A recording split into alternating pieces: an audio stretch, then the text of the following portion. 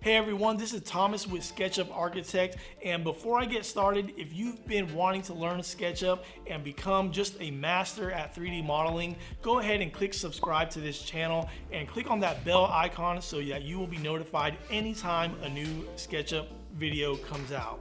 So SketchUp Architect is a website that I started about 2 years ago to share just tips and workflows that I've been using for several years now in 3D modeling.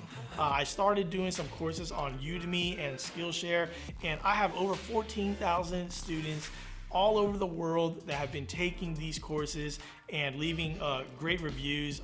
I love teaching, I love 3D modeling, and I think that anyone who wants to learn this can absolutely learn it.